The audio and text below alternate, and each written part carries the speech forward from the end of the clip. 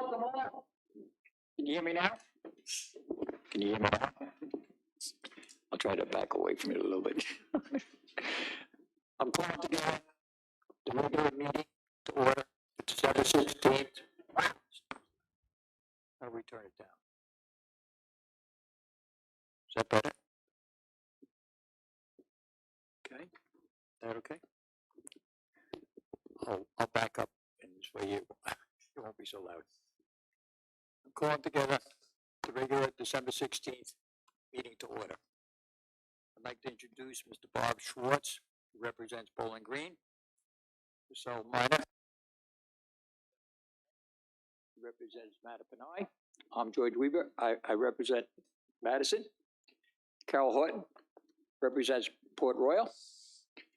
And Scott Sullivan represents Western Carolina.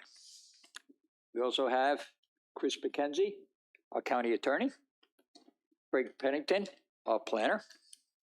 David Nunley, our senior environmental planner. And Lisa Zeck, who's our administrative assistant and planning tech. I'd like you all stand now for the Pledge of Allegiance, if you will, please. I pledge allegiance to the flag of the United States of America and to the republic for which it stands, one nation, under God, indivisible, with liberty and justice for all.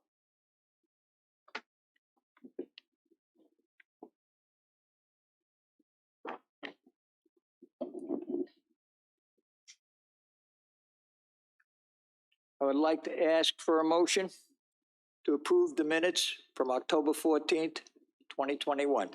Do I have a motion, please? So moved. So moved. Second. Second. All in favor? Aye. Opposed? Hearing none, motion carries.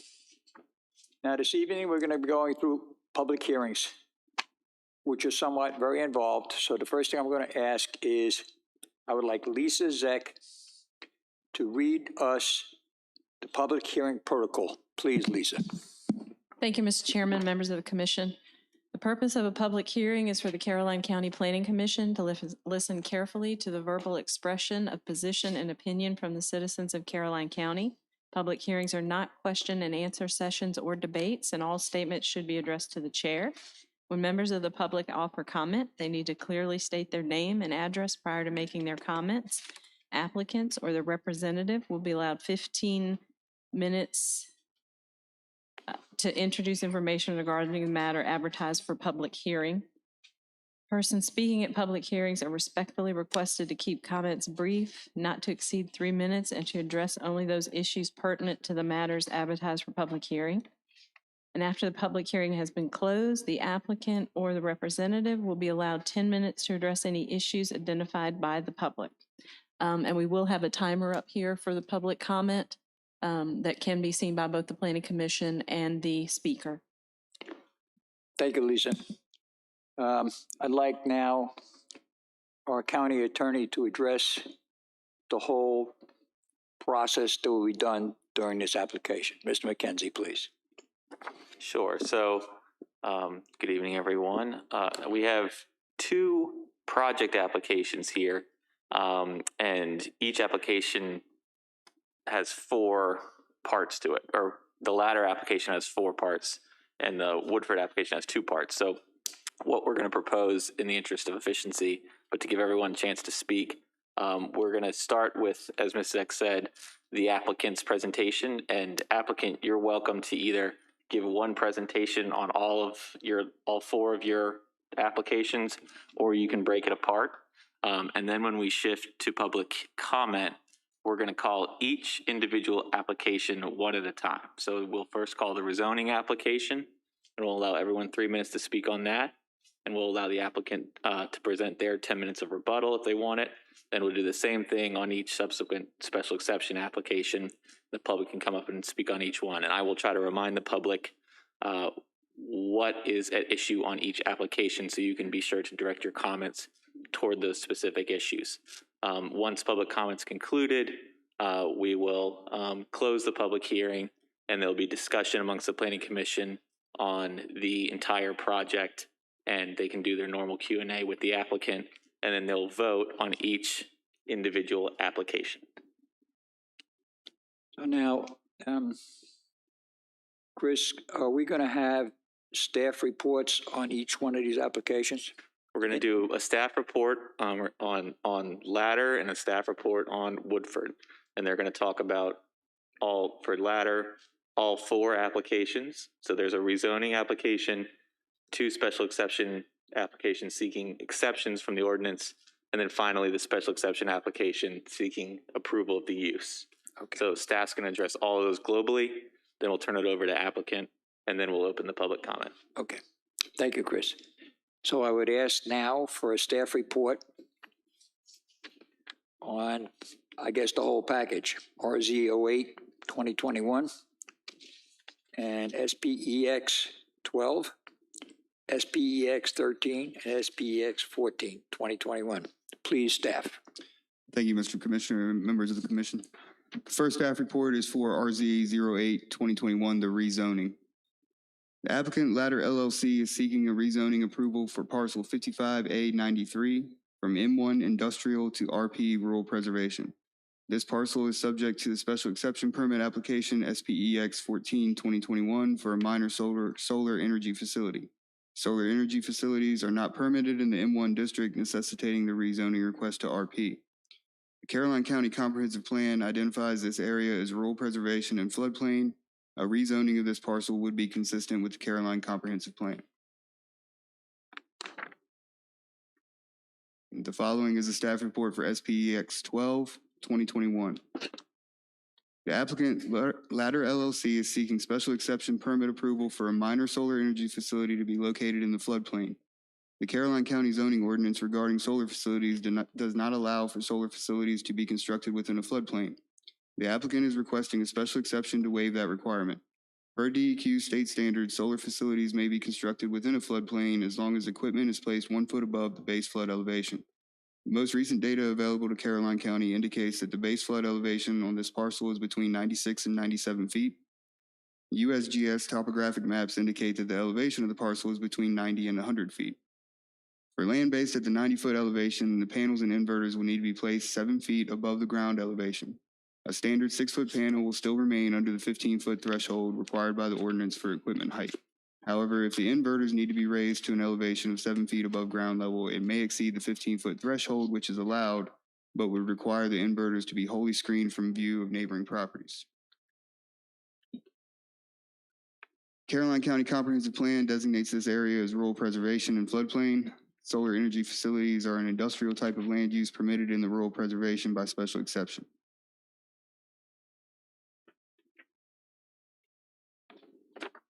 And staff has offered 6 conditions to go along with the special exception for the floodplain. I'll let you read those, and if you have any questions, we can come back to those.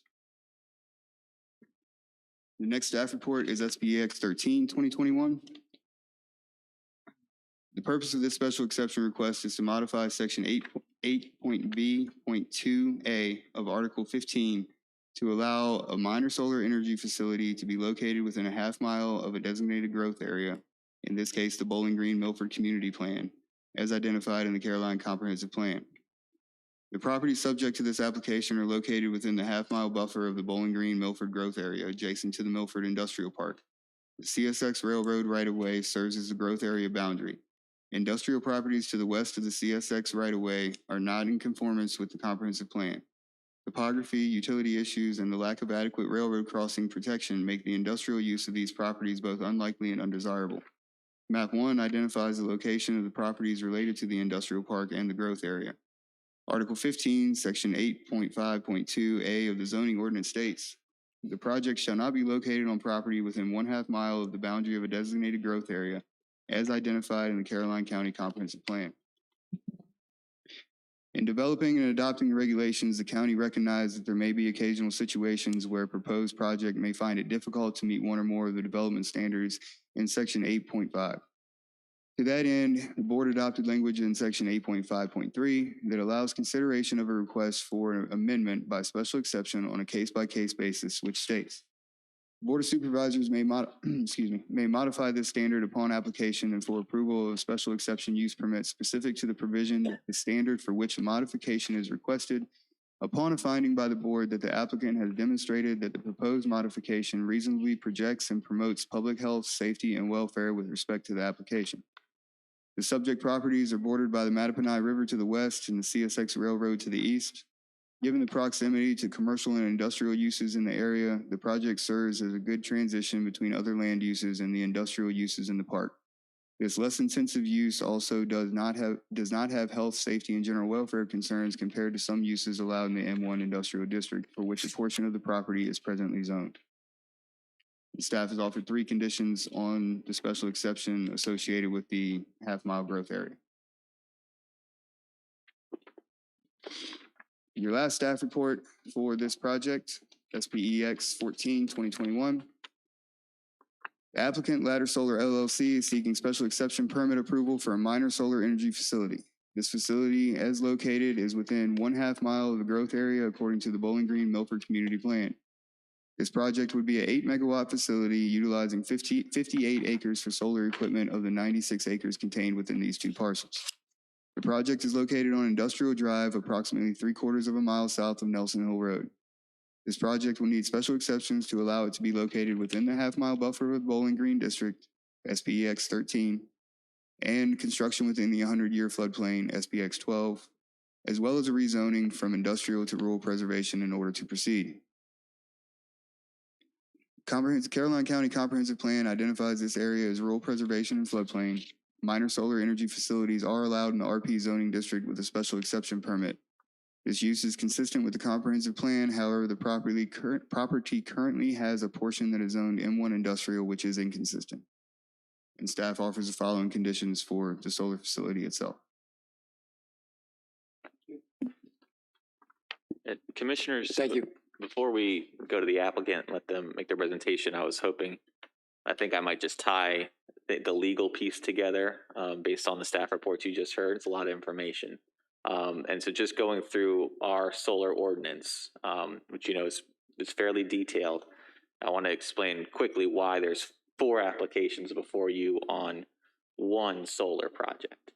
And the reason is, the first thing that has to be done is get this zoned. In order to allow solar on the property, it has to be zoned RP.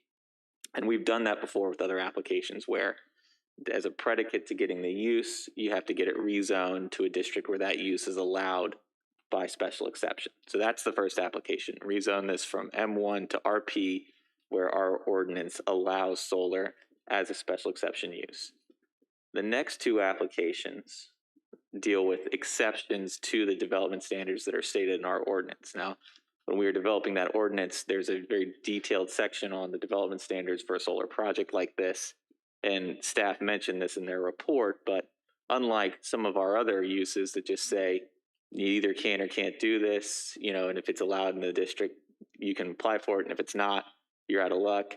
There's a little more flexibility for solar projects in that the ordinance expressly states that you can apply for exceptions. That's a bit unusual. Not every use in our ordinance allows that. The solar ordinance collectively does, which is why you have those first 2 special exception applications. Those are requests for exceptions to the development standards stated in our ordinance based on the topography and the special circumstances of this case. But they're treated just like any other special exception. So we go through the same process, and you make a recommendation to the board as to whether they should be approved or denied. Then once those 3 threshold issues are addressed, rezoning and the exceptions that would be necessary to allow this to proceed, you take up the last special exception, which is the use itself, whether or not to allow solar on the property by special exception. So I just wanted to kind of tie that all together for you under the new solar ordinance.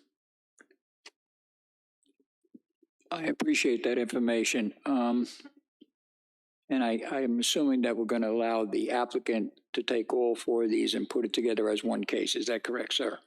I think we'll let the applicant decide whether they want to present it as one or take each individually. It's up to them.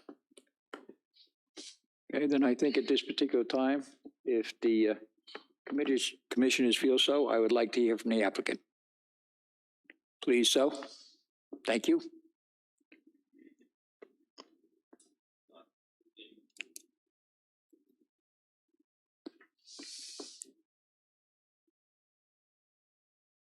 Is mic on? Okay, thank you very much. Good evening, Mr. Chairman, members of the commission. My name is Tyson Utt, co-founder and manager with CEP Solar, 313 Roseneath Road in Richmond, Virginia. And here tonight to speak on behalf of the Ladder Solar Project, as well as the co-applicants with the Monticello Manor parcel and the Pruitt Properties parcel as well. We've got a presentation here that I'm going to use just to step through the project as an overview and speak to all four of those special exception and the rezoning application in one presentation here. So I trust that, okay, it seems that you have those on the screen in front of you as opposed to behind you. Okay, great. All right, so again, today, the intent really is just to provide a quick overview on the company itself, our due diligence process in selecting suitable sites for solar projects, and then to dive into more of the details on this particular project itself. Just one quick slide speaking to CEP Solar. Our mission is to empower Virginia's clean economy. We do that really by focusing on providing solar development services here within Virginia. My partner and I have been collectively doing this work for more than a decade, and constructing projects across the country, and really now are focused on Virginia entirely as we're looking to help embolden the solar industry here as well, and do that in a responsible way with partnerships through communities and local stakeholders. Our due diligence process really does begin with looking at the county's own GIS information and the historical aspects of the communities, as well as existing land uses. Really trying to begin to understand the lay of the land and what are the intentional uses available, whether through a specific solar ordinance in this case, but also considerations for comprehensive plans, future growth areas, those things that encompass not only the environmental, cultural, and other land use aspects, but future growth potential for the county itself. So with that information, that's sort of our first step in really making sure that we're screening sites for suitability with a number of different considerations in mind. With that, we also want to acknowledge how there is a multi-layered process to permitting projects of this sort. This project, as you'll see, it's a minor solar facility under the county's solar ordinance. Nonetheless, it does require 3 phases of permitting. The first is really what we're accomplishing here tonight. This is the county zoning process. Once this is completed, we then need to engage through the state process. A permit approval through the county is required for projects of this size before you can even apply for the state permit process. That's administered through DEQ, as you can see sort of through the second layer on the slide there, also in conjunction with sister agencies like DCR, DHR, really with the expertise to dive deeper into some of the environmental, cultural, historic aspects of the sites that need to be evaluated and also permitted. There can be a third layer really addressing the federal permitting aspects.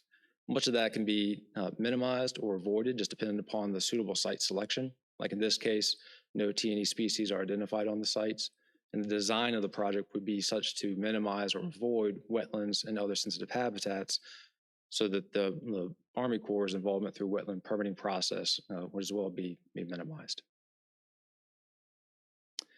We will be speaking to 2 different projects, I think as already mentioned by staff and council, both the Ladder Solar Project in the Mattaponi District and the Woodford Project. I'll come back later to speak specifically to some of the details on the Woodford project as well, but we thought it would be helpful to keep both of these in the context of one another as we're presenting the information. Both of these projects are sited within the Solar Energy Overlay District, much of that determined by the proximity to existing transmission lines. Both of these are within a mile of low voltage distribution lines and would be able to interconnect into those existing transmission lines through on-site points of interconnection and existing transmission lines that cross the properties themselves. Now, just to pivot specifically to the Ladder Solar Project and just to provide information with regard to that. And I hope that folks in the audience can see this as well, but this is just a general depiction of the overall 2 parcels in the area. I think it's described through the county's staff reports. And as you can see on the map, if you focused on the eastern portion of the area, this is adjacent to the Milford Industrial Park, just on the other side of Industrial Road and the CSX railroad line. The parcel itself, two different parcels, the Monticello track and the Pruitt Properties track. It's a mixed use of agricultural fields, as you can see, open ag land fields have been used, as well as undisturbed wetlands and native vegetation areas.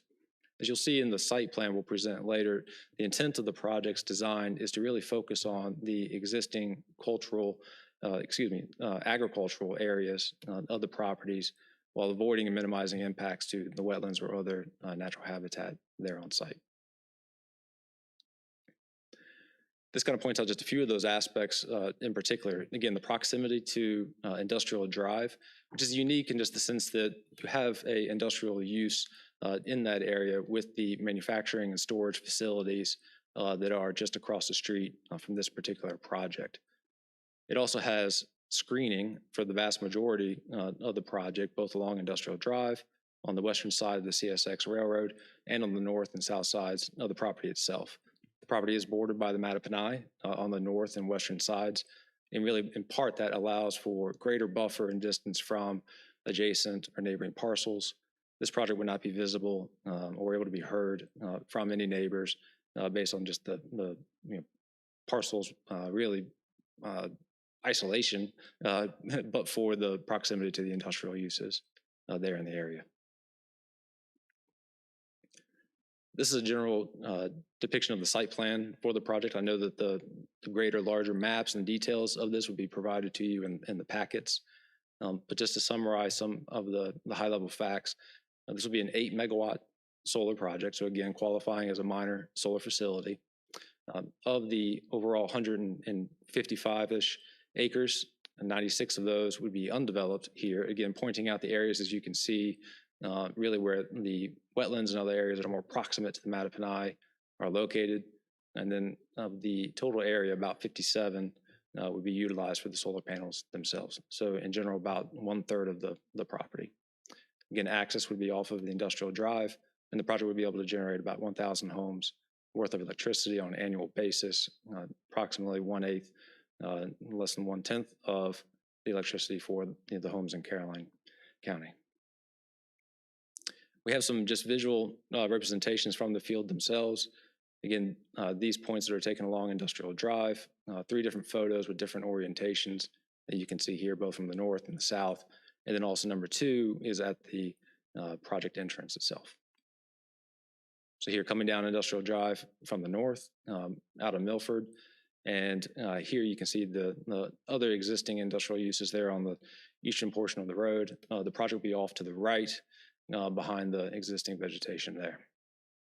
This is further down Industrial Drive at the point of access for the property and for the project, again, across the CSX lines with some of the vegetation that can be seen there, as well as this view from the south coming back up to the direction of those prior photos along Industrial Drive, where you can see some of the vegetation, not only on the eastern side of the railroad line, but also on the western side of the line. And the transmission line that you see there just on the right-hand side, that's also the lines that run adjacent to the property that we would be able to interconnect to for this particular project's ability to deliver power to the local distribution grid. Just to outline a little bit of the community outreach for the project, we made the effort back in October to try and circulate to the adjacent neighbors information not only about the company ourselves, but the project, and to provide some FAQs or frequently asked questions responses there, as well as follow up on those mailings with phone calls to folks. And we were quite pleased, really, with this latter project in particular, not having received concerns or comments in those dialogues, and trying to just make sure that we're making ourselves available to answer any questions or concerns. The project schedule, just depicted here really at a high level, it's kind of 2 key areas that are the primary focus. They're in the middle of the chart shown here, the utility grid and the permitting process. Both of those items really need to be moving in parallel. As mentioned earlier, the permitting process has the 3 layers: the county, the state, and the federal process. Similarly, the utility interconnection process has 3 layers of studies. Both those things typically take well more than a year and a half. And so that's what we're endeavoring to accomplish at this point, is to keep the permitting on pace with the interconnection process with the intent of constructing the project in 2023. And this just speaks to the time frame for the construction. Project of this size easily can be constructed within a 6 to 9 month time frame. It also will be able to operate, I think is explained in more detail in the application, for a 40-year lifespan, and is also tied to the conditions within the application from staff. Would involve the placement of a decommissioning bond to ensure that the project is removed upon its completion of its operational life. And then really in conclusion, I know this perhaps too much detail for one particular slide here, but really the takeaway being that the project, in addition to the environmental benefits that we like to believe that these solar projects are generating and really bringing to the table, also on an economic basis, able to generate about 5 times the amount of existing tax revenues off of this particular property. So we really are looking at this from both an environmental and economic benefit perspective. This is the information that I have for this particular project. I'd be happy to answer questions, but it sounds like I understand there will be the public comment section, and I'll be available for questions either now or at that time. Thank you. Okay, you're welcome. Thank you. Any questions from the board that would like to be directed at this time to the applicant? Mr. Chairman, I did not get your last name, sir. I apologize. That's all right. It's understandable. It's not the first time. It's UTT. UTT. UTT. Just 3 letters. Very good. Thank you. Thank you. Before you leave, Yes. the last slide, could you put the last slide up again? Because you're right, it was a lot of information. So your suggestion, this revenue, this is revenue sharing that you're going to be given over what period of time? Right. So this would be over the 40-year life of the project. Okay. And so what it's depicting is the chart on the right is really just visualizing the result of the assumptions and cash flow on the left side of the chart. So the red line across the bottom is status quo, and what would be the taxes generated by the parcels under current conditions. And then the blue line is depicting what would be the increase once solar is placed. This is with the revenue shares you noted applied. This is separate and apart from any type of siting agreement that would be applied as well. But those are 2 mechanisms that can work in parallel. Mm-hmm. And the third would be that there's also typically an increase in the underlying real estate tax on the project. So when you take kind of those 3 elements together, you would have an even more robust chart than what this is showing, but this is an attempt to show the revenue share aspect of it. And just to clarify, by real estate tax, you mean the property value of Yes, this ma'am. particular property goes up, so there would be, the county would receive more That's correct. Right. real estate tax from this particular. Well, I would like to thank you for this presentation. This is more pictures and more data.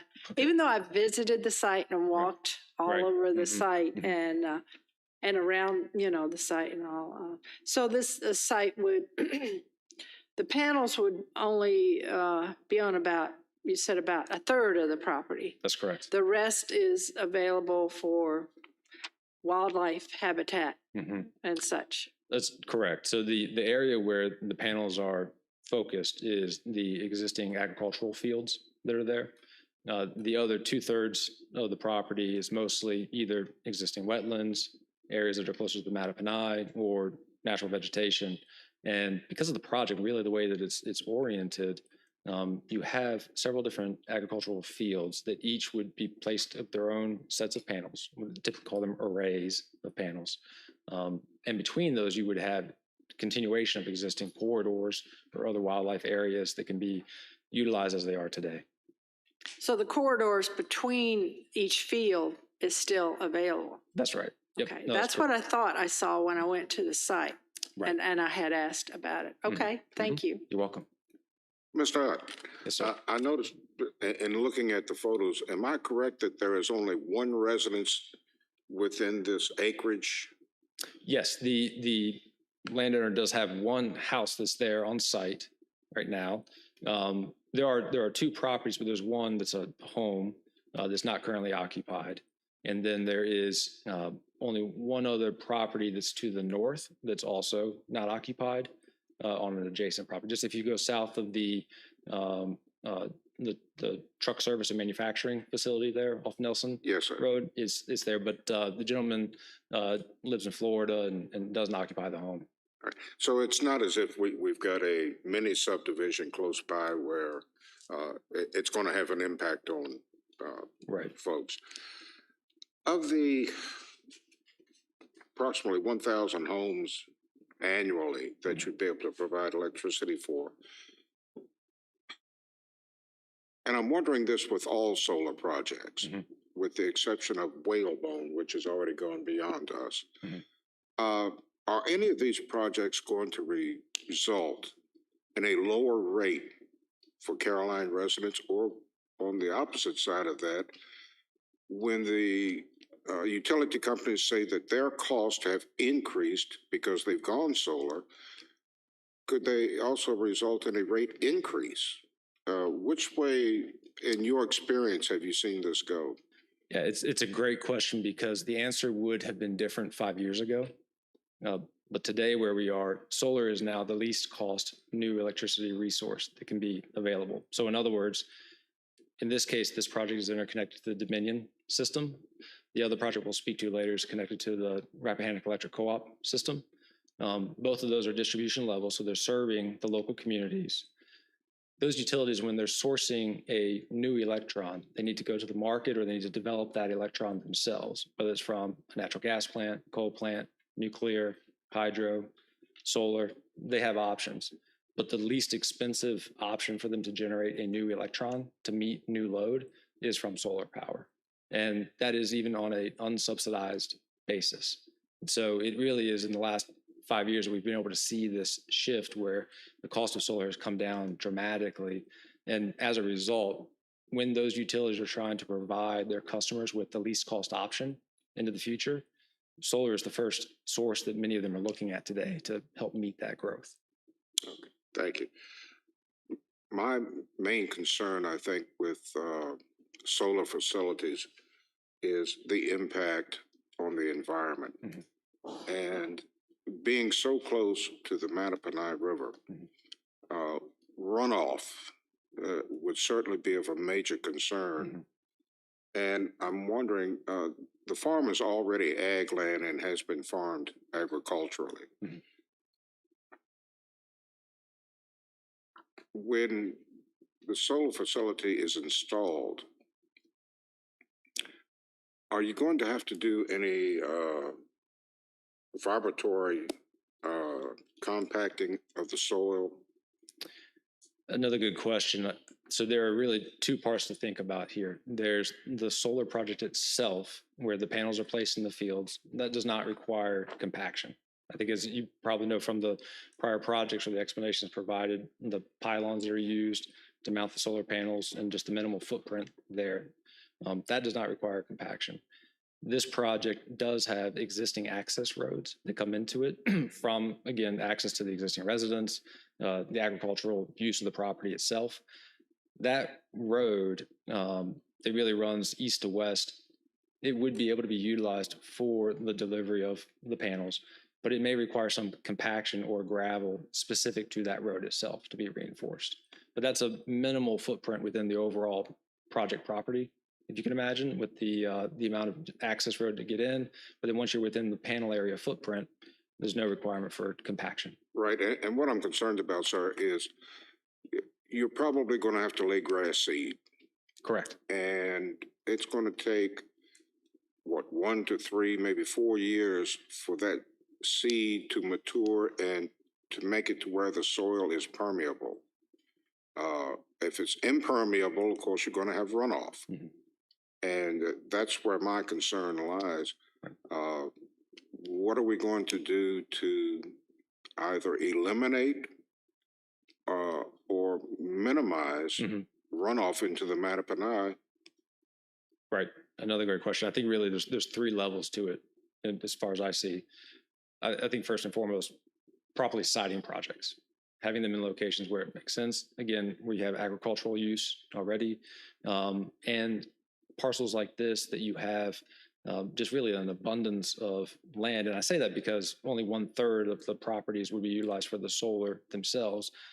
Why is that? Because there's areas that can be maintained as the buffers between the solar operation, that access road, and the Mattaponi or the wetland areas. So the first thing to do is to site the project in a way that you can still continue to benefit from the existing environmental buffer and screening and permeability of the soils and vegetation in that area already.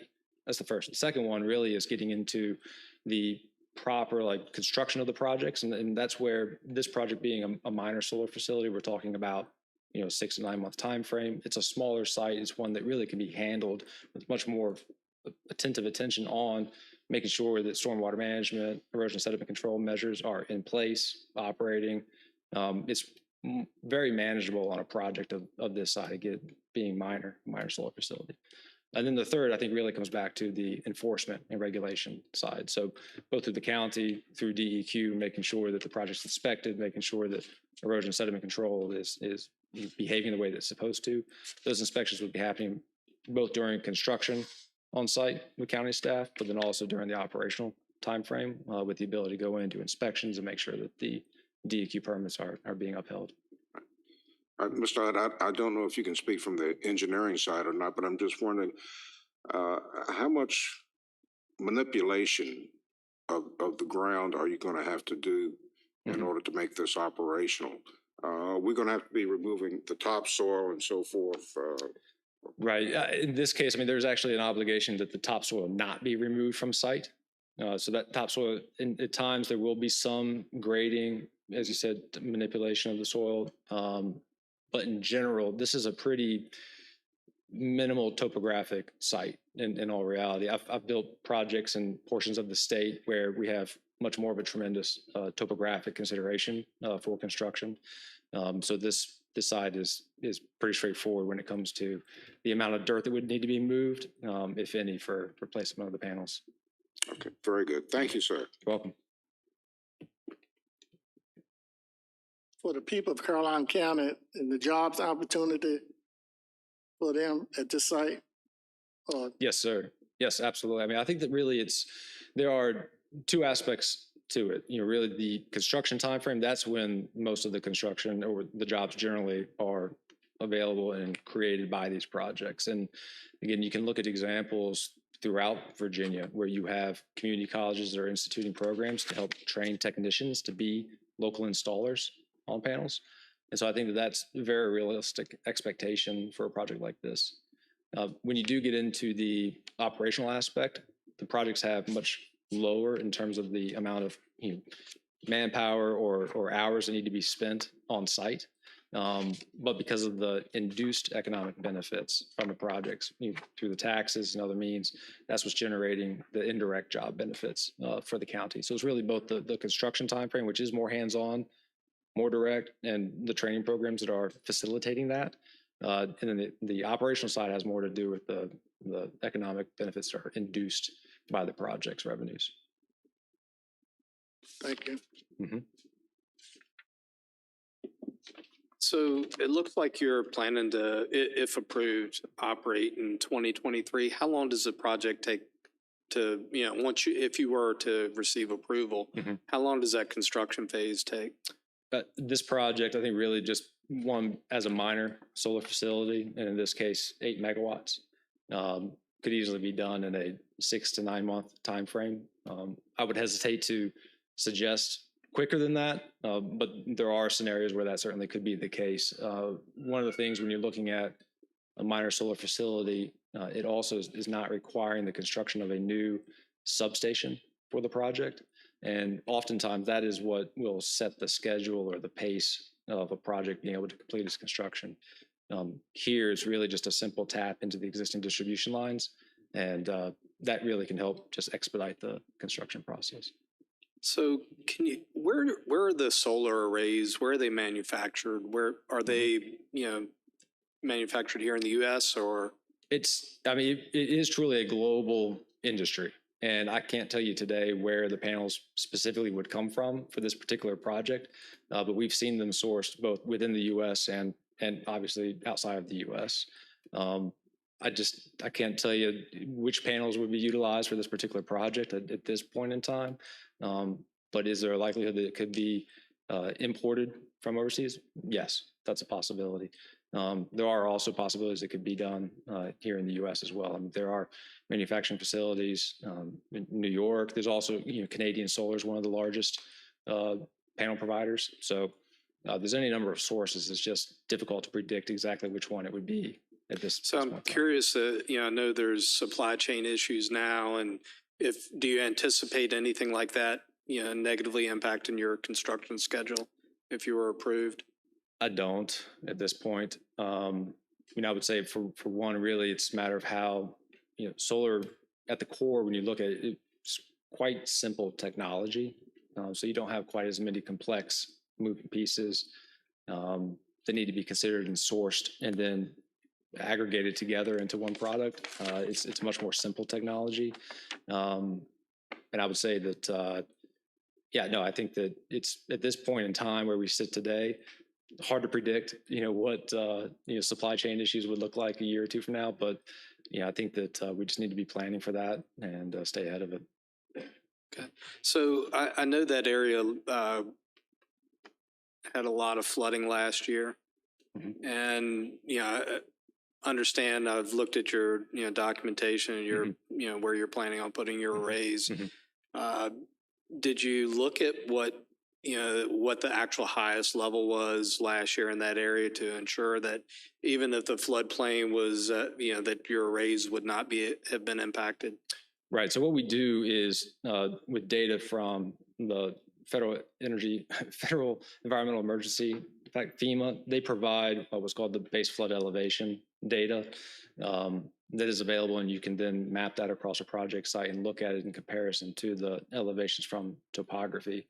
This was kind of addressed during the staff report portion. And I think that what you would have heard there is that there's a tighter band around the flood elevations and a broader band around the project sites elevations. The thing to keep in mind is that when we are constructing the project or siting the project with a final site plan, we will be focused on the higher areas of elevation. So that minimizes the amount of risk or exposure to flooding. That they call it the BFE, or the base flood elevation. It's also tied to the 100-year floodplain. And so, yes, there can be flooding, on more of a regular basis, but that's really planning for an extraordinary event on a 100-year type time frame.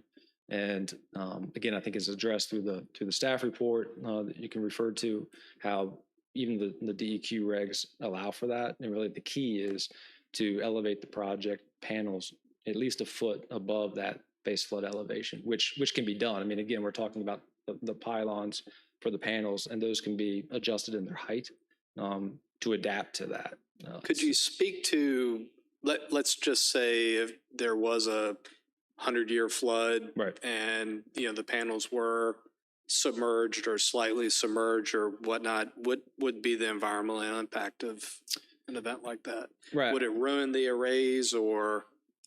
No, I don't believe that it would, but I think first, just to speak to how the project would still be designed to avoid that scenario. And yes, there are always hypotheticals or scenarios that are almost unimaginable that we can't today say will or won't occur. But in this case, what we're doing is we're planning around the 100-year floodplain data, designing for that so that the likelihood is so de minimis that the project be constructed, the project can be and will be insured. And but still, in the remote event that were to occur, the project with the panels and then the wiring for electronics, those are going to be encapsulated so as to be protected from a flood event. And that's really more for the other just natural weather occurrences, heavy rain. These are panels that are going to be designed to operate for 40 years. They're going to be exposed to the elements for 40 years, and so they're designed to last for that time frame. Again, they're insured, they're financed, and so it really comes down to the design can accommodate that kind of a unique event, but the likelihood is extremely remote. Okay, thank you. Mm-hmm. Mr. Ott, one final question, if you please, sir. I'm familiar with the area, and I'm just trying to place where the nearest occupied residence is. Yes, sir. Yep. If I may, I could actually back up on the presentation to show you.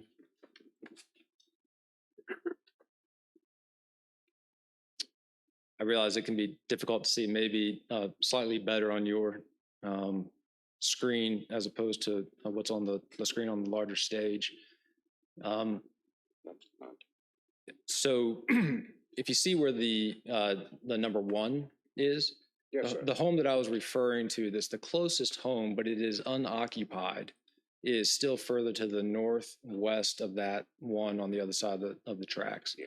To get to the closest homes that are occupied, you need to go across the Mattaponi River up to Nelson Road there on the south side. And so it's quite a ways. This is a kind of we like this project site because of the fact that, again, it's kind of tucked away in an area that doesn't have adjacent property. That's what I thought, sir. I just wanted some clarification on it. Thank you. Mm-hmm.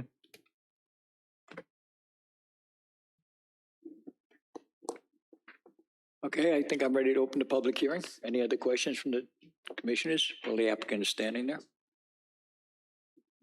Hearing none. Thank you so much. Okay. Appreciate it. Thank you.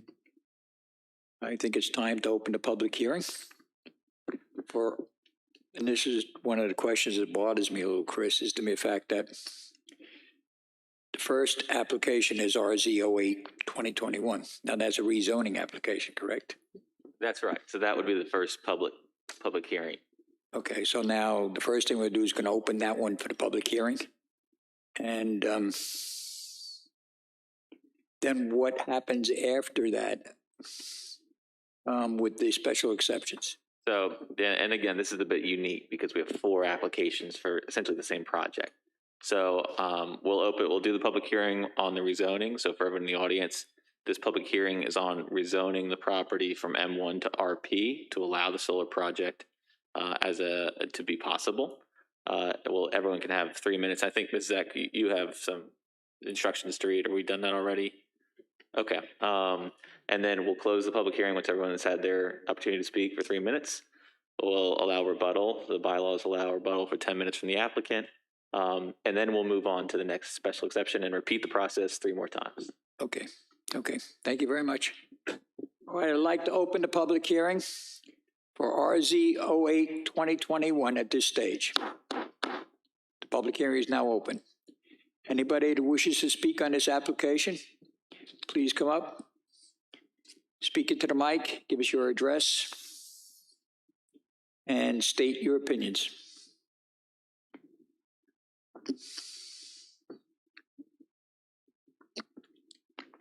Okay, I'll do it one more time. I'm opening the public hearing for RZ08-2021. Anyone who wishes to speak, please step up to the mic at this time. Seeing none, at this particular time, I'm going to close the public hearing on RZ08-2021. Hearing's closed. Right. And since there was no comment, there's no need for rebuttal, so we can move right on to SPX 12-2021, which is the exception from the floodplain requirement. All right, we're going to open the public hearing for SPEX 12-2021 at this time. Public hearing is now open. Anybody who wishes to speak on this application, please step up to the mic.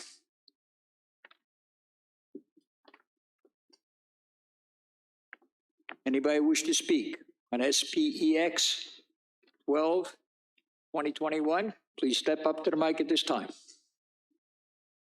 Seeing none, the public hearing is now closed. All right, your next application is SPX 13-2021. That's the exception from the growth area. I will now open the public hearing for SPEX 13-2021. Public hearing is now open. Anybody who wishes to speak, please step up to the mic. Oh, thank you. Good afternoon, Mr. Chairman and members of the commission. My name is Skylar Zunk. I live in Richmond, Virginia. I'm here on behalf of the Land and Liberty Coalition. Last month, I believe you got to hear from my colleague, Mr. Ron Butler, on behalf of Conservatives for Clean Energy. I've had the chance to since engage with members of the Board of Supervisors as well as some constituents here in Caroline County. And I wanted to come this evening to commend you all on your work. Increasingly, the more we're here, the more we can point to Caroline County as an example of a good solar ordinance and a good, thoughtful, and thorough process on your part and the board's part in considering solar developments. The Land and Liberty Coalition helps unite landowners, industry, business owners, local leaders like yourselves to make sure that we have responsible and smart, conservative, clean energy development in Virginia. I want to commend you guys on a phenomenal ordinance and getting to work on that ordinance as you begin to cite different projects. Your setbacks are phenomenal. The protecting growth areas, which I'm speaking to right now, is smart. The Solar Energy Overlay District is a smart way to site solar in the county, and we like that. The decommissioning and the smart design standards that you hold each of these developers to is smart, and it's something that we'll point to from other counties as a smart way to go about solar development. We talk a lot about private property rights with our coalition members. If you own that land and you've been paying taxes on it, you should have the right to develop it and do with it what you please, so long as you're not affecting other neighbors, as well as the economic development benefits that I know the applicant spoke to earlier. But in terms of jobs and investment in the county tax revenue, it's phenomenally important. The questions you guys asked this evening are phenomenal. I wish every county asked applicants and members of the public those same questions. The panel manufacturers, about half of the market in the United States is occupied by a manufacturer out of Ohio with American-made technology that they're very protective of. Sediment control, phenomenal question. We need to make sure that every project that's built is done right so there aren't bad cases to point to in Caroline County. The jobs you asked about, sir, as well as the wildlife that you asked about, ma'am. I mean, we need to make sure that all of these different aspects are considered, as well as the neighbors. I mean, I mentioned property rights is important, and you should have the right to do with your land what you please, so long as neighbors are okay with that happening. I think these two projects that you'll be hearing this evening are good ones. I had the chance to look at your board packets that you published online. So I thank you guys for taking this step forward to not only work on this ordinance for the past year or so, but begin to cite projects that abide by it. So thank you guys. Thank you very much. It's nice once in a while to get a compliment.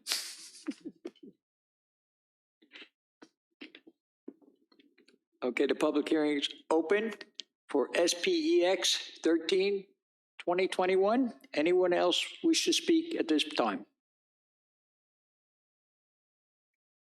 Last call. SPEX 13, 2021. Anybody wish to speak at this time? Public hearing is now closed. We'll now open public hearing, SPEX 14, 2021. Public hearing is now open. And this is the application for the use minor solar energy project. The use. Thank you. Does anybody wish to speak in reference to SPEX 14, 2021, which is in reference to the use of the site? Correct, sir? Anyone out there wish to speak on application SPEX 14, 2021? Hearing none, the public hearing is now closed for SPEX 14, 2021. Is there anything that the applicant wants to defend? I don't think so. Yeah, unless, now I think it's just open for discussion. Okay, well, first of all, I would just like to have a simple question. As everybody knows, every single one of these solar projects, I've always been concerned about the noise. So I want to check with Mr. Nunley. When we were out at the site, did not the railroad train go right by us?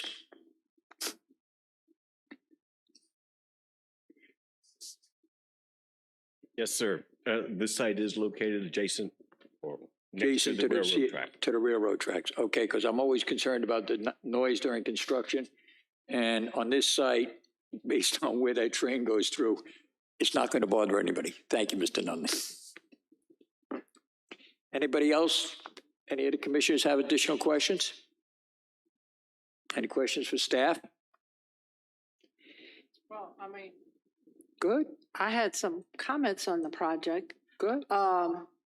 And if the commissioners feel like, we need to delay any voting to give everybody an opportunity to see the property and get as much information as possible. But I thought this particular project, being minor and located right there, in the industrial area, would be, if passed, would be a good opportunity for us to study how a solar project operates in Caroline County and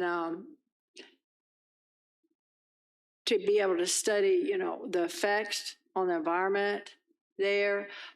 From what I see, I mean, the land is disturbed every year because of farming. This project would be the least impact on the land in my mind, because once the panels are there and the grass is planted, it's going to stabilize that area. And of course, according to our ordinance, it's going to be surrounded by trees and a fence. Approximately 2/3 of the land is left available for wildlife. There is the 100-year floodplain in that area, but the industries seem to, survive with that. And I think the conditions that the planning office has put in place would, protect that area. I think this is the least footprint that we could have in that area from what I've seen of the site and from what I've read and studied about the site. One of the things I was reading about on solar farms too is it's good that a county possibly have this as a backup source for energy in the event of some type of federal emergency. Then we have possibly some way, now I'm still researching this, but possibly some way that fire, EMS, the sheriff's office could have possibly some way of using an energy source, in a federal emergency that I hope never happens, but in case, everything else shuts down, solar, as long as there's sunlight, can keep operating for a certain amount of time and store up some energy. But it just looked like, I'm fine with delaying it, but, and studying it more, but it did look like a good opportunity to see how solar energy would operate in Caroline County. And I agree with you, Carol. We pushed this around a lot. Out of all the applications that have come before us, I was most comfortable with this, and that's why I was laughing about the railroad train, because you know me, I've always been concerned about the noise of building these solar panels and the neighborhood and so forth and so on. But I just think, in my opinion, I think this should be the one that we try and say, okay, I think the planning commission feels okay with this. So I guess I got a question for Greg. go ahead. Greg, did we get a report from VDOT? There's a lot of trucks on that road. Did you get a count for VDOT, what they had said? So VDOT provided their standard comments that they provided on most of the solar sites, that they wanted turn lanes looked at site plan. I don't think the traffic on this road is going to warrant turn lanes for construction. But they just provided their standard comments of look at the entrance at site plan and see if it needed turn lanes.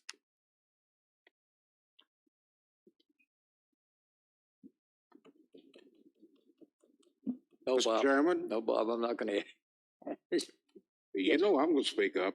I know you are. But believe it or not, there's a general feeling that I am totally opposed to solar power. And that is not the truth. Good, so it's your turn to make a motion. I think some members of this commission are going to find that they have an ally tonight. And with that, I would like to make a motion, if you please. Please do so. Whereas rezoning request RZ 08-2021 for Ladder Solar appears to be generally consistent with the goals and objectives of the comprehensive plan and future land use map. And whereas the public necessity, convenience, general welfare, and good zoning practices warrants the approval of this request, I recommend that RZ 08-2021 be forwarded to the Board of Supervisors with a recommendation of approval. Second. Second? All those in favor? Aye. Opposed? Hearing none, the motion carries. Now you move on to SPX 1221. All right, so now we move on to the special exceptions for SPEX 12-2021. Carol, you want to make a? Yes, I was just looking to see, this one had conditions, correct, suggested by the planning office? Yes, that's correct. This is the one concerning the floodplain. Okay. And would you like me to go through the conditions real quick? No, I have them in Okay. front of me unless, we think it's available online to the public, correct? That's correct. So, but just to recap a little bit, the conditions are to make sure the panels are above the floodplain. Yeah, correct? yes. Basically, Yes, and that's not only a condition that would be required by DEQ. Yes, the requirement. Yes. the conditions, if I add that to my motion, which I am going to, then these are required. So I would like to make a motion, whereas the special exception requests SPEX 12-2021 appears to be generally consistent with the goals and objectives of the comprehensive plan and future land use map. And whereas the public necessity, convenience, general welfare, and good zoning practices warrant the approval of this request, I recommend that this special exception be forwarded to the Board of Supervisors with the conditions and a recommendation for approval. Second. All those in favor? Aye. Opposed? Hearing none, motion carries. Rochelle, you want to do SPEX 13-2021? That one have special conditions, suggested conditions? Yes, Okay. just a special exception. Well, special exception request for SPEX 13-2021 for solar, ladder solar, appear to be generally consistent with the goals and objectives of the comprehensive plan and future land use map, and whereas the public necessary general welfare and good zoning practice wants and approve of the request, I recommend that SPEX 13-2021 be forwarded to the Board of Supervisors with the suggested conditions to the Board of Supervisors with a recommendation of approval.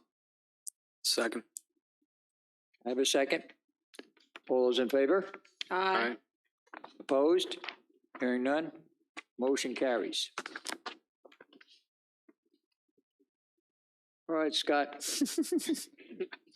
Handle SPEX 14. Whereas special exception request SPEX 14-2021 for ladder solar appears to be generally consistent with the goals and objectives of the comprehensive plan and future land use map. And whereas the public necessity, convenience, general welfare, and good zoning practices warrants the approval of this request, I recommend that SPEX 14-2021 be forwarded to the Board of Supervisors with a recommendation of approval. With the conditions, correct? With the attached conditions, yeah. Yes. With the attached conditions. With the attached conditions. Okay. Second. I heard a second. All those in favor? Aye. Opposed? Hearing none, the motion carries. Thank you, gentlemen.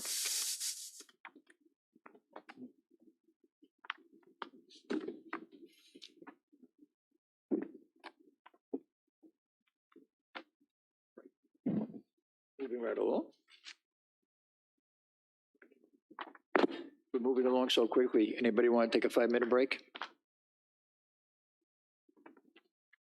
If you please, Mr. Chairman. We will take a 10-minute break, sir, if we can. Thank you.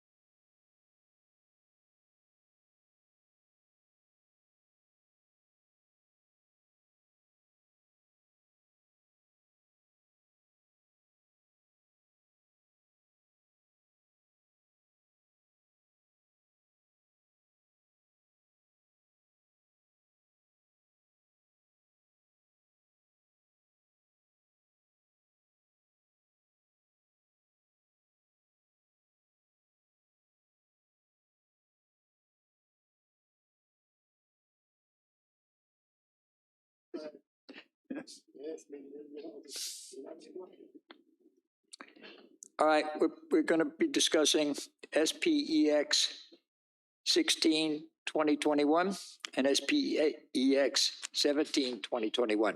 Mr. McKenzie, you have the floor. Okay, so same process as the last project, but we only have two applications here. So this one is already zoned RP, so you don't have any rezoning applications, and it only needs one exception, which is to the floodplain.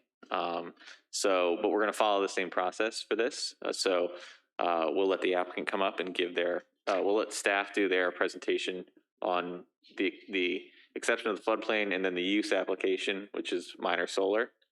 The applicant will come up, give their presentation. They have up to half an hour to do that, 15 minutes for each. And then we'll do the same thing with public comment. We'll open it on the floodplain exception, give everyone 3 minutes for that. Open it on the use, give everyone 3 minutes for that. Close it out, discussion, and vote. Thank you, Mr. McKenzie. Appreciate it. So the first thing I'd like to do is have a staff report at this time. Thank you, Mr. Chairman, members of the commission. First, special exception 16, 2021 regarding the floodplain. The base floodplain elevation on this parcel is 118 feet. The land, according to the USGS topographic maps, indicates that the land is between 110 and 120 feet. For land at the 110-foot elevation, panels will need to be placed 9 feet above the ground elevation. Standard 6-foot panel will still remain under the 15-foot threshold. Should inverters need to be raised off the ground as well, they'll need to be shielded from all property lines, shielded from view from all property lines. And staff has offered the same 6 conditions with this floodplain special exception as the previous floodplain special exception. Understood, thank you. Special exception 17, 2021. The applicant Woodford Solar LLC is seeking special exception approval for a minor solar energy facility. This project would be 15 megawatts and utilize 117 acres of the 348.5 acres contained within the parcel. This project will interconnect into the REC power grid. Project is located at the intersection of Woodford Road and South River Road, approximately 5 miles from the town of Bowling Green. The environmental issues identified have been addressed with a new GDP. However, more studies will need to be done prior to site plan approval. Panels that were located in the RPA according to county maps have been removed. The applicant also provided more recent wetlands data to reflect that no panels are placed within wetland areas. The site is located in the floodplain, which is not allowed for the Caroline Solar Ordinance.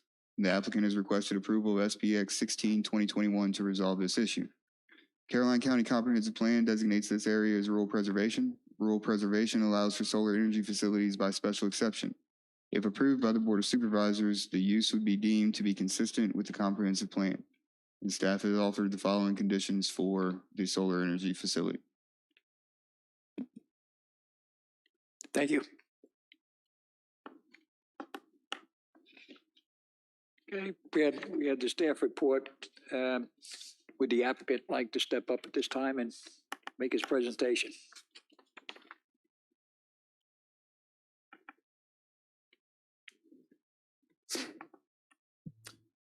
Yes, and good evening, Mr. Chairman, members of the commission.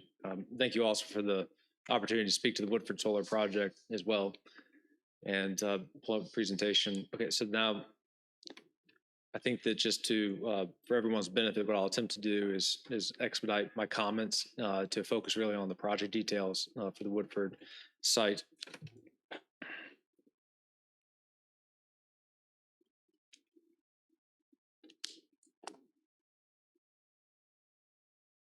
Okay.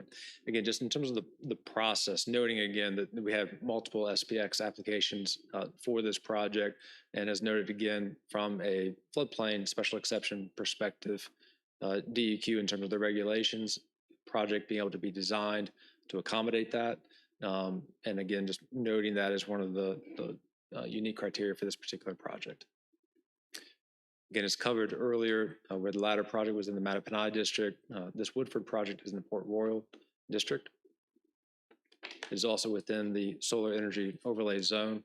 It does not encroach within a growth management area. And I think as noted in the staff report, this is adjacent to a Rappahannock Electric co-op line that crosses the southeastern portion of the property.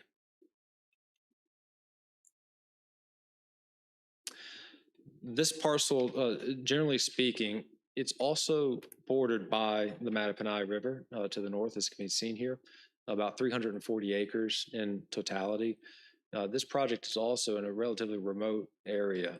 There's dense forest vegetation around the project that would be shielding it from visibility. You have the Woodford Road and South River Road that come to a junction. If you consider the parcel shaped to be similar to a boot, you could consider the toe of the boot is where you have Woodford and South River Road meeting. And in that area is where the transmission line crosses the property. That's also where there's an existing point of access through a gate there that would be able to be utilized for the project. And construction of the site would be, again, set back behind the existing vegetation here at the site. While we're on the site plan, I would just want to point out how the closest home here that is kind of in the, say, within the elbow of the project area, there would be about 800 feet of maintained vegetation there between that home site and the border of the project area. Again, to some of those elements, this project similarly having about a third of the project site be occupied by the solar facilities, again with focused areas on the existing agricultural fields that are there, again set back from the Mattaponi River, taking into account wetlands, existing natural vegetation in the area. Again, just because of the fact that it's a large parcel, we're able to then narrow our focus into the areas that are under agricultural use. This site plan is just depicting generally where those panels would be located. As noted by staff, also, we have been adapting the site plan to be sure that we're avoiding the wetland areas. There was a little bit of just a discrepancy between the wetland data available through the county's website and then through the federal sources that had been updated recently. And so we came back to reconcile those differences, which resulted in a shift of panels to be sure that we were placing projects improvements outside the wetland areas and the RPA areas as well. So the project is able to really again focus on the sites where we have the agricultural uses and then the vegetation that can be utilized around the exterior of the property for screening from adjacent parcels. There are only a few areas on the western extent, again with no residences beyond them that would have some screening. There is no visibility with this project as well. Because of the fact that you have Woodford Road really being the one point that's crossing the eastern portion of the project area, the three visual photos that were taken were all from that general area. This is the existing gate and access into the project area that would be utilized for construction. Again, a view here just from further down on Woodford Road, taking a view with some of the existing vegetation that would be retained on the project. It's just worth noting here, there's a 150-foot setback buffer from public right-of-ways, like this particular road. And so you're going to have existing vegetation during that area that's able to still stay in place, be maintained. And this is the only stretch where folks would be getting at all close to the project site. But then again, you have 150 feet before you would be reaching the project facilities behind the fence that in turn are behind the vegetation. And then again, this is just pointing out the intersection there at South River Road and Woodford Road. Community outreach for this project really analogous to the other project we shared with you earlier in our approach to try and share information about the company, about the project, and some FAQs, and then following up on these letters with phone calls to individuals to try and answer any specific questions or concerns that they may have. The project schedule on a very similar time frame. Both of these have been entered into the interconnection process. Again, the distinctions between the two, the prior project was a Dominion point of interconnection. This is a Rappahannock Electric point of interconnection. Those studies, though, should follow the same state regulated interconnection study process. And so our intent is to keep them on pace for construction in 2023 as well.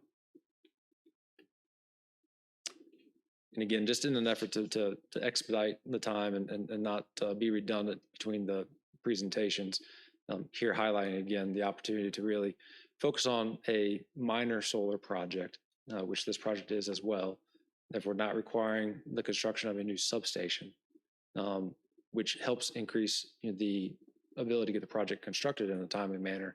But then also, again, some of the noise or lighting that could be associated with the construction of a substation would not be necessary in this case. And the fiscal benefits are, again, trying to be consistent in terms of the information and sharing that with a depiction between what would be the current taxes yielded from the property under its current use, and then with the placement of solar, how would that be increased over the course of the project's life? Again, really with a focus or emphasis here on the revenue share impacts, and setting aside what could be additional benefits through siting agreements as well. So I realize that I perhaps stepped through that rather quickly, but I'm happy to answer questions on this project as well. How big is this site that we're dealing with? This is a 15 megawatt project. No, the area. 348 acres, sir. And how much of that are we actually developing into solar panels? It would be about a third, about 155, if I'm not mistaken. Thank you. Yes, sir. Mr. Hutt, are there going to be fencing around the entire project area, or?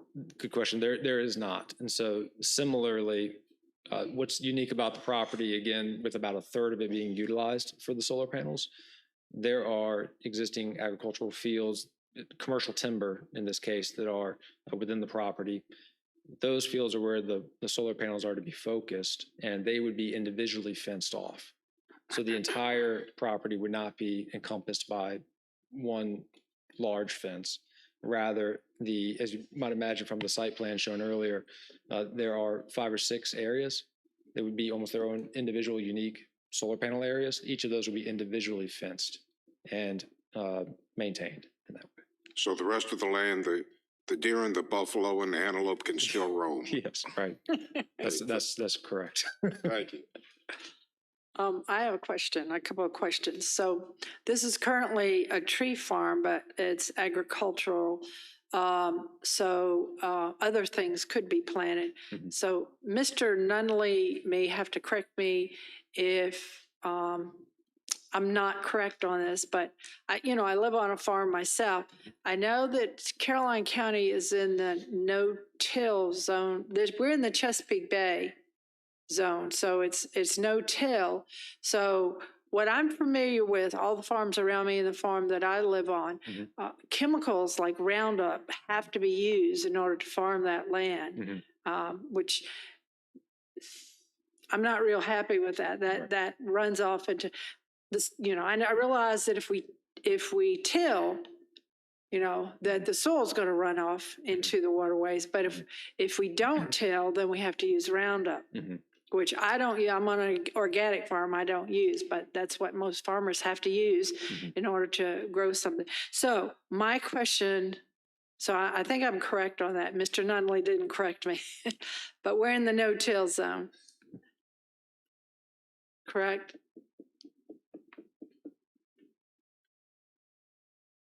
You're correct. It is. We are subject to the Chesapeake Bay Preservation Act. No-till is not a mandatory practice. It is a best management practice that most farms now follow. But your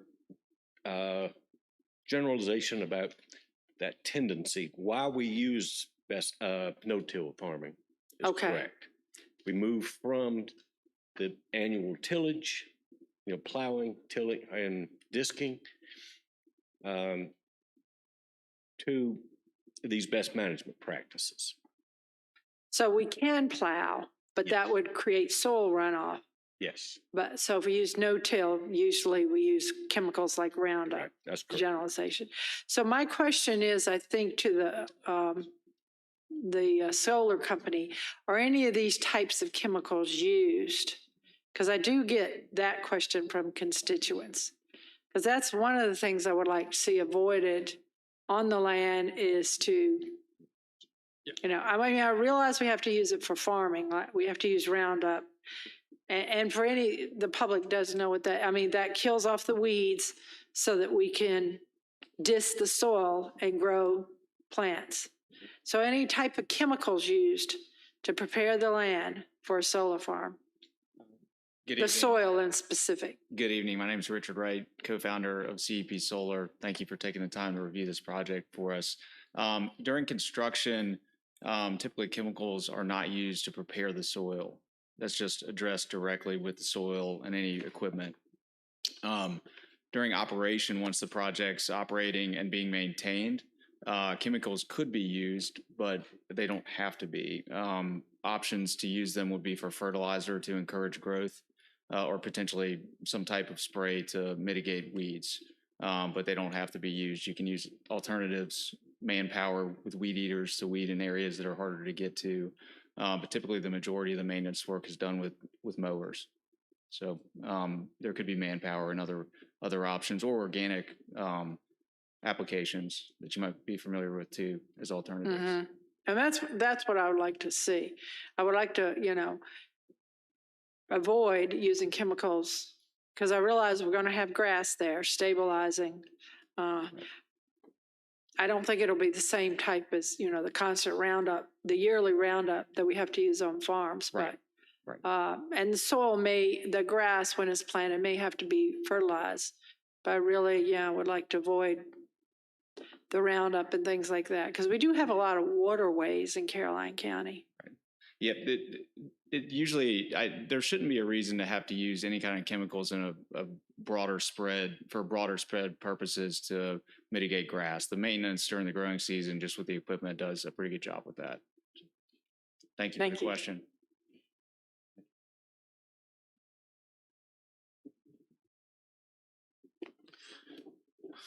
I visited the site. There was one road in. That's the only road that's gonna be to the site. Yes, for a project of this size, one road is adequate for your access and construction. So I know the site's right now planted in trees. Mm-hmm. How many acres are you going to have to clear, and what will that clearing entail? Will that be, are you going to be able to utilize the timber that's on it, or is it too small at this point?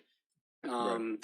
And I think it's a little different because it's not open field. Mm-hmm. So obviously you're going to have stump fields. If you could speak to how you would, you know, manage that, well, I would assume there'll be more grading and stump work.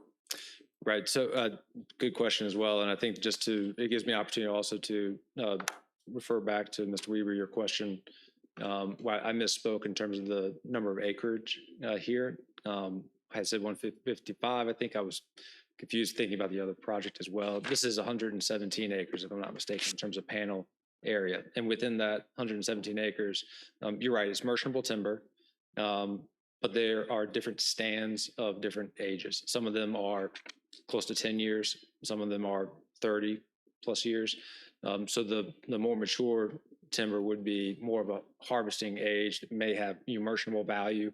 The other woods more likely in the 10-year range, where that would be more for pulpwood, other types of uses, but it can be harvested, just some that would be utilized for different purposes depending upon their age.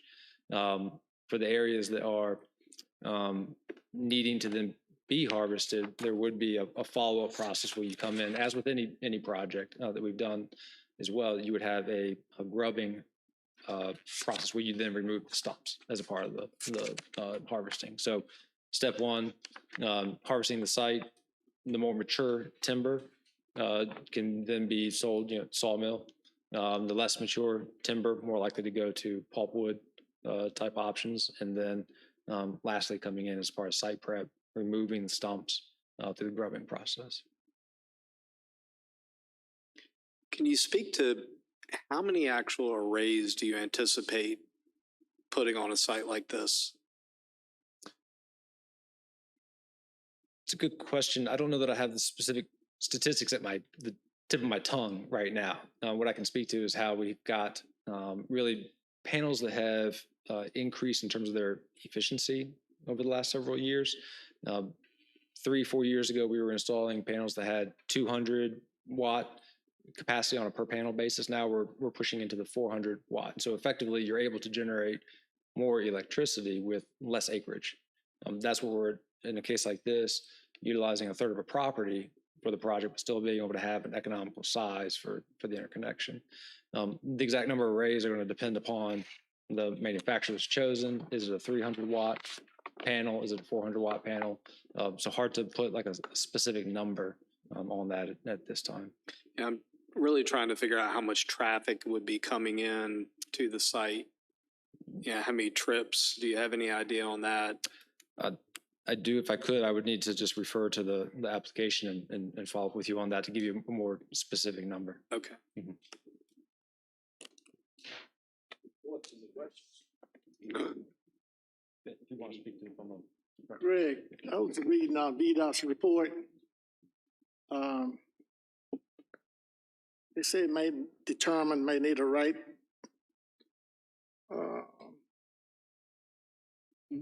May need an interest, a right-of-way interest there.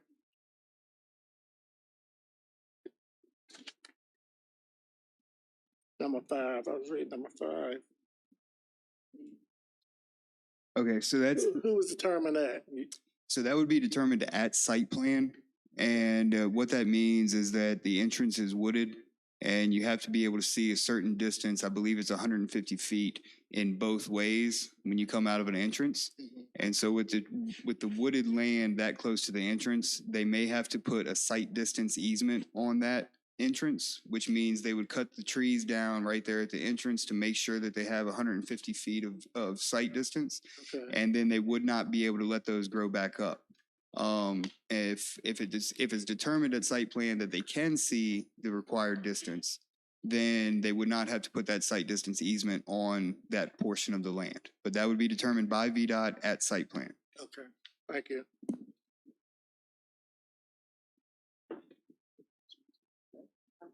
Mr. Minor, I can speak to that too, please, if that's okay.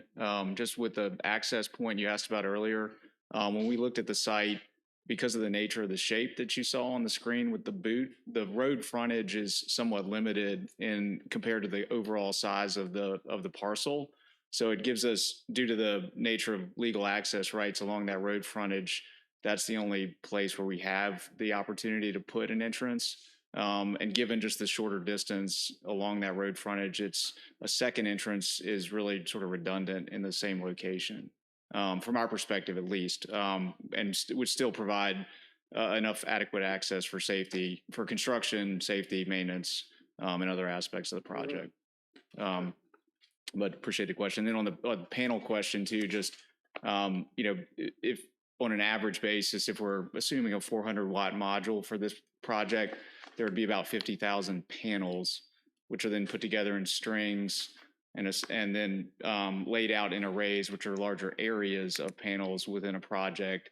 For example, in this one, I think we have several sections of land that would have array areas. So it really comes down to probably about 80 to 100 trucks for delivering the panels themselves during the construction process, give or take. And there's additional information in the application about that. Thank you. Yes.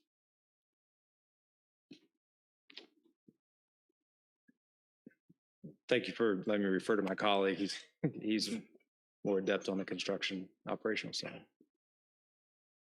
Okay, any other questions for the applicant? Gentlemen? Thank you so much. Okay, thank you. Appreciate it. If we have a problem, we'll yell, you know that.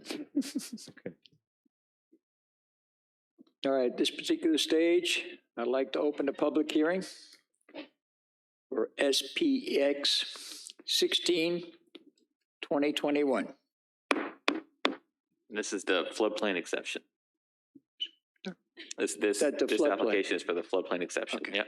Thank you, sir. It's in reference to the floodplain, SPEX 16, 2021. Does anyone wish to speak? Oh, thank you, ma'am. Well, good evening. My name is Mary Hodge. I live at 12383 South River Road.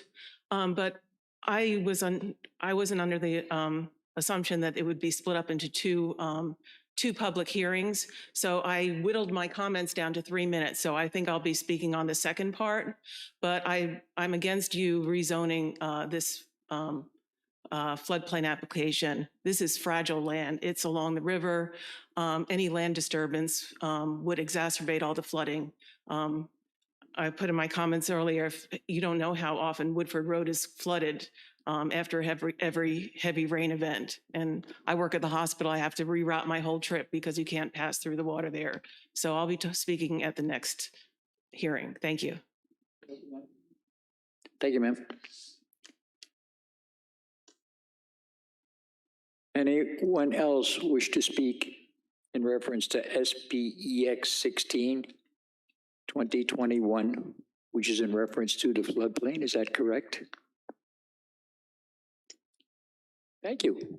Hey, good evening. My name is Kenneth Schneider. I live at 12335 South River Road in direct view of this particular property and parcel.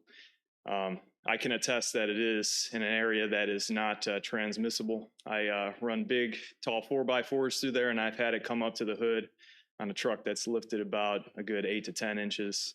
And it would not be suitable land, definitely, to put a solar farm.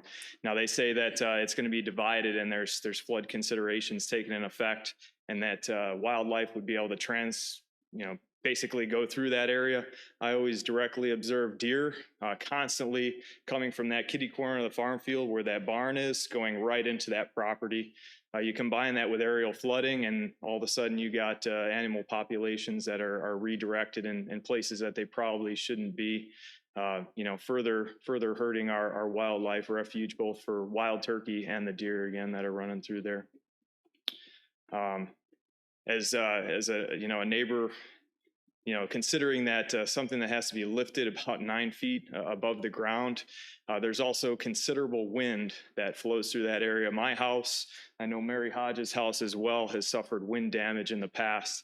And when you start putting things up that high, you're going to have a lot of risk that comes with timber in that area falling down, and also with solar panels, catching that wind and possibly blowing over and starting fires.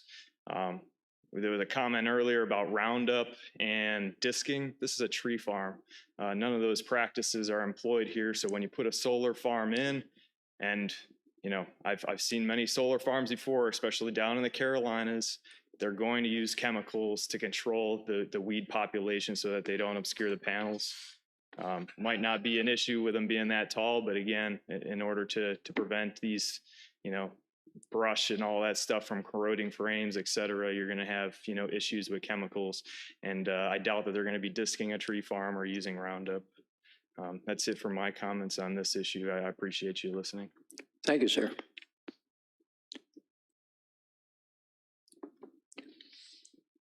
Anyone else wish to be heard on SPEX 16, 2021 at this time? One more go. Anybody else wish to speak on SPEX 16, 2021 at this time? Hearing none, I will now close the public hearing.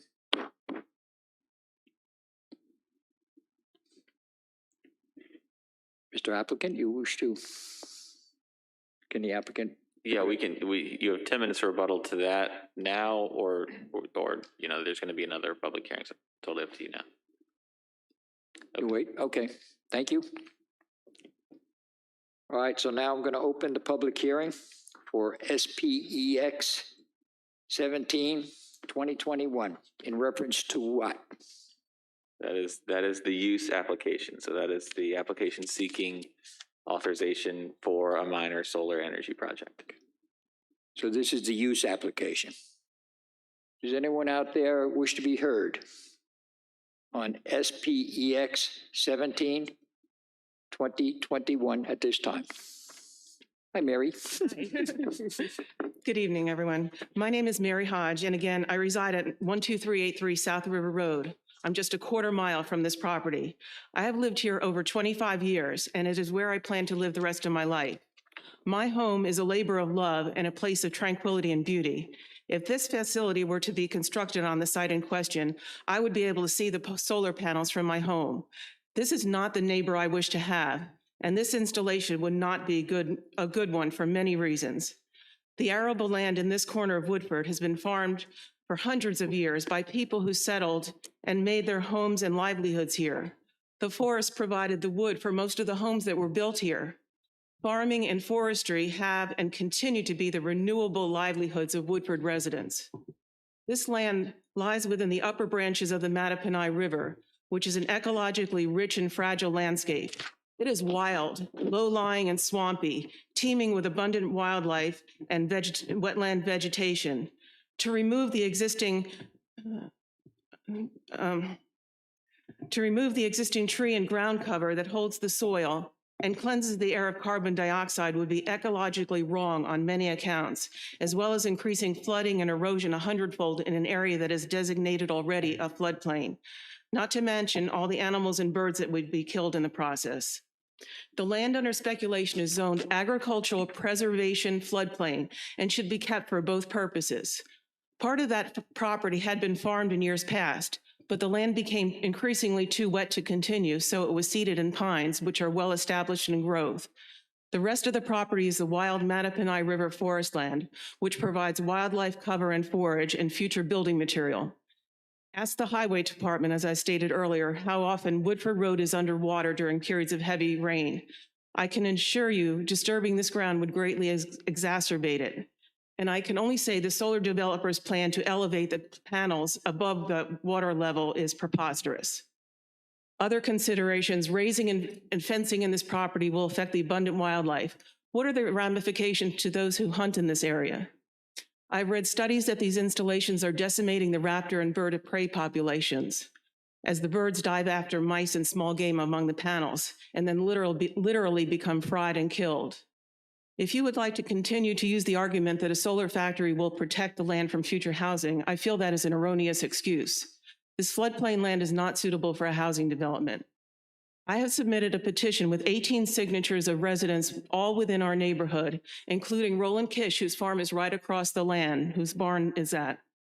We all agree that we wish to preserve the rural heritage, character, beauty, and integrity of this community and not have a solar facility within our midst. To proceed with plans to place a solar installation on this 348-acre tract of land would be a travesty. I feel it's a greedy move by all concerned. I beg you and ultimately the Board of Supervisors to please not approve this project. It would be the mistake of not only this, but many lifetimes. Thank you for hearing my comments. Thank you, Mary.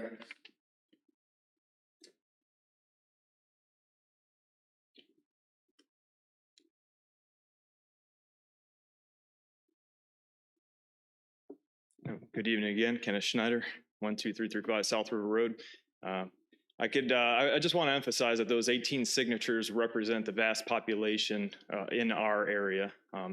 We were very sparse with housing around. So, I mean, for 18 signatures on a petition, that is pretty significant.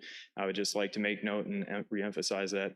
I'd also like to talk to you a little bit about my experience. I moved to the area about 4 years ago with my girlfriend Grace over there, and we moved to Caroline County for that rural beauty. I go up to DC every day to do my work, and at the end of the day, it's a great thing to come back home and enjoy the fruits of Caroline County and everything that it is, and how hard this board has worked in the past to preserve that. So I would like to bring up the pictures that were presented earlier on the entrance of that property. It was brought to my attention by Mary that those pictures are 10 years old. A lot of that vegetation is well established. Most of the trees that are in that picture that appear about this high or about as tall as the ceiling or greater. So if you haven't been to that property before, I please urge you to go ahead and survey that area and take a look for yourself how densely populated it is and how well established it is as a tree farm and those pine trees. And I do believe that a lot of those pine trees do a lot of the great work of lowering the water tables in the area and keeping it manageable. When you start removing some of that vegetation, that flooding problem in the past is just going to be exacerbated into the future. And us being so close and the adjacent property owner are really going to have some real issues, especially those property owners with basements, myself included. Mary included, we all have basements that we use to put our canning, all of our canned vegetables and meats, et cetera. So right now, we have an issue with the water levels and water management in our basements. By taking away some of that vegetation and not having it replanted, it just, again, elevates that issue for most of the residents in the area.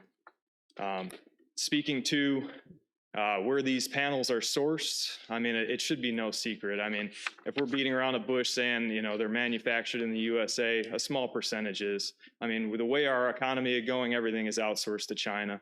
When we talk about jobs, you don't see Caroline County residents, flooding the trade schools, et cetera, to install these solar panels. We got companies outside this county coming in here for means of profit.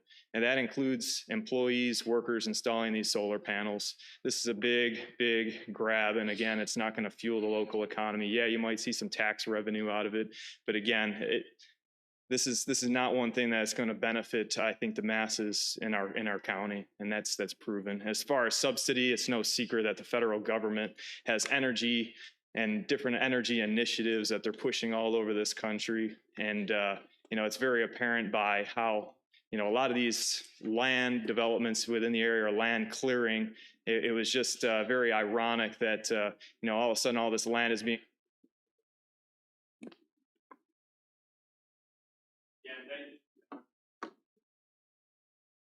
Thank you, sir.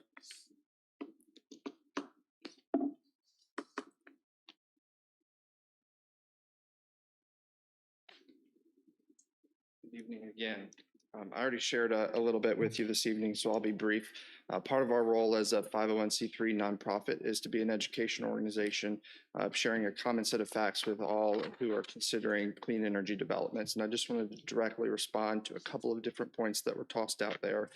In terms of wind and potential weather events, these things have been studied in areas that have tornadoes and hurricanes much more frequently than Virginia does. A Virginia Tech study, in fact, a couple of years ago, did a study of every solar installation that had been damaged by very severe weather and found that solar panels are built very well. Very few are actually damaged. Around 1% had to be replaced. And the concerns with that, with weather and wind, in fact, they sometimes orient the panels to go with the wind so that they don't act as a sail. With the weeds, I'm very sensitive to using chemicals as well. Solar, once they're built, it's not employing many people, but installations do sometimes employ landscaping crews to come in and mow that, to keep the grasses down away from the panels. The view shed concerns I'm very sensitive to, and I'm pleased to see that this project has put about a third of the land under panels, the rest surrounded by mature vegetation. It's certainly better to look at mature trees shielding something that you can't see than cut over, as is the case in many timber farms. And I hope you guys see this as a way to preserve land. Many counties look at this as land conservation. And, it's tough to own land. It's certainly tough to own this much land. You're having to pay taxes on it. Yes, every 30 years you might get a timber crop, but we should be deferential to the landowner if they can do this responsibly. And if you guys see a way to do it reasonably, this can be a good land preservation tool, especially if it's shielded from view of neighbors. Thank you. Thank you.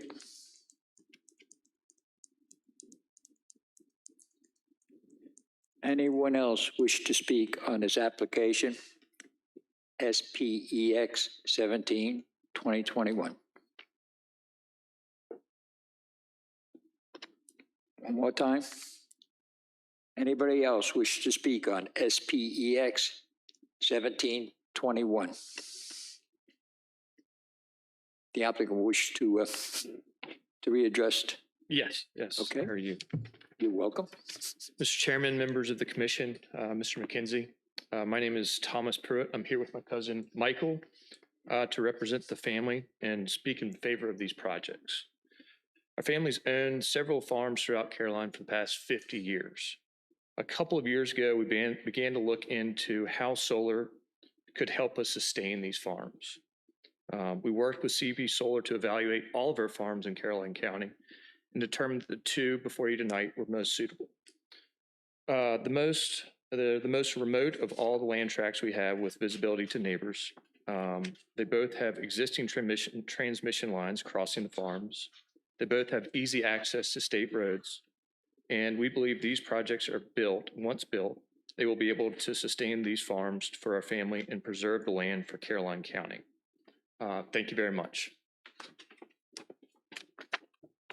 Thank you, sir.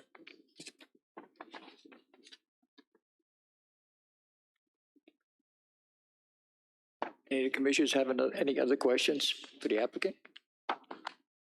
Yes, Mr. Chairman. Please. Mr. Hutt, if you please. Public hearing, Oh, Mr. I'm sorry. Chairman. Oh, I'm sorry. I thought you had closed it out. right. I'm sorry. Okay. Yes, you wish to speak? But just go ahead and close the public hearing, and then we'll let the applicant answer. Okay. We can do discussion. All right, at this particular time, I'm going to close the public hearing for SPEX 17-2021. And now, Hearing's now closed. technically, the applicant has time for rebuttal if you'd like to take that, and then we can move on to questions. Yes, thank you. I think that really the only thing that I would like to add to the dialogue and to the comments is that we do want to make sure that we're making ourselves available to answer questions and concerns. I know that can be difficult to do in a public hearing format. So just to those who have spoken tonight, that we're available and happy to speak with them where we can be helpful. That would be all that I would like to say, but I'd also like to be available just to answer questions. Thank you, sir. Discussions, gentlemen. Mr. Hutt, Yes, sir. we're speaking of roughly 348 acres. How much of that is in timber now, whether it be mature or immature timber? Right. I would need to say that I don't know that I can give you a specific answer, but Or approximately, I would say about 100 acres. And again, that's analogous to the areas that we're planning on for the solar panels themselves. The way this property is oriented, the way that the area is designed is really to focus the solar panel installations in those areas that are currently the commercial timber that's on site. And so approximately 100 acres would be my estimate on that number. All right, sir, of that approximate 100 acres, how much of that would you have to timber off in order to put the installation in? We would be, in this case, the merchantable timber that is on the property, that would be harvested for the solar project. So it would be that 100 acres plus a little bit more that would be utilized for the solar panels themselves. All right, that's what I was getting. So I just wanted to see if the land was going to be bare after that. The remaining acreage was going to be without any trees or anything of that. Okay, I think I better understand the question then. No is the answer. As kind of depicted on the site plan, you can see we're out of the 348 acres. The 117 that I believe is the number for it in terms of the solar panel areas. Everything beyond that, to your earlier question about the fencing. Yes, sir. Those areas would be essentially their own islands of the solar panels within that larger parcel footprint. Right. The areas that are not occupied by the panels, those would remain in the existing vegetation. And further, the maintenance of the buffers for screening vegetation that's there to really meet the standards of the ordinance in that regard. Yeah, I was just wondering if the remaining vegetation was going to be or is presently in trees, or is it in briars and thickets?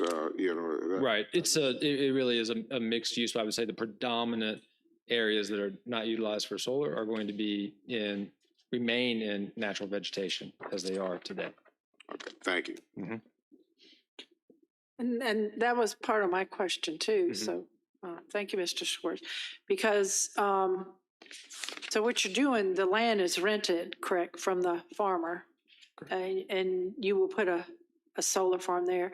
So the 2/3, I mean, right now, and I can be corrected by the planning office if I have the story wrong, but right now, the land, homes can be put there by rights, a certain amount of homes. And, or it can be farmed, tree farmed, or another type of farm, correct? That's correct. The homes would have to avoid the floodplain, but they would be allowed a minimum of 10-acre lot size. And with 348 acres, you could get 34. With one cutoff per 10 acres? Yeah, it would be So basically 2 houses per 10 acres. one house per 10 acres. But do you have a cutoff on this particular like you get 10 acres and you can do a cutoff for one family member? You'd be able to do 2 cutoffs for a family member. But again, the floodplain, you would have to stay out of the floodplain with any construction, and so I'm not sure what the usable acreage is there. Okay. Without the floodplain, and they just have to be. You can build in the floodplain if the house is above the floodplain also and built with flood-proof materials, and so a lot goes into that. But yes, it could be subdivided, and You can be built in a floodplain. Okay, but you're not going to do any of that. None of that is allowed that with this 2/3 that's not developed. You just said it's all going to be staying in trees and vegetation? Right. I feel like what may be helpful if I were to back up a couple of slides to the site plan, or I have this is a larger depiction of the site plan that's showing up on the slide there. Again, just to place this into the context, 338 acres in terms of the parcel area entirely. And then here what's depicted what's designated as the buildable area for the site plan. That's what would be approved from a zoning use perspective. That buildable area in this case is about 117 acres. So the areas that are not part of that are not disturbed. And it's not a tree farm anymore in that area. Am I correct? In the 117. Okay. The 1/3 that would become the solar project, solar farm. The 2/3 that remains as is. And in this case, if you're looking at the site plan, those areas are predominantly where you would find the wetlands, the RPA, other environmental considerations that we are intentionally designing the project to minimize and avoid impacts. Yeah, I think maybe I should clarify my question better. Okay. What I'm at, the border is still going to remain around. Nothing can be, according to our ordinance, you have to leave that. That's correct. Most, if not all of that, the way it is, correct? That's correct, and including the road frontage. That's where you have the largest setback is along the main road frontage. That's 150-foot setback. There is an existing the existing REC transmission line that cuts through that area. That's where the point of interconnection would be. That has to happen within the 150-foot buffer because that's where the existing transmission line is located. But otherwise, the facilities are 150-foot setback. And to the gentleman's point earlier, yes, the photos there from Google Earth that are available for anyone to see at the site, the vegetation has continued to grow. The vegetation is there in place, and that would be providing the screening today. So that is encompassing the project area would stay intact and provide the visual screening.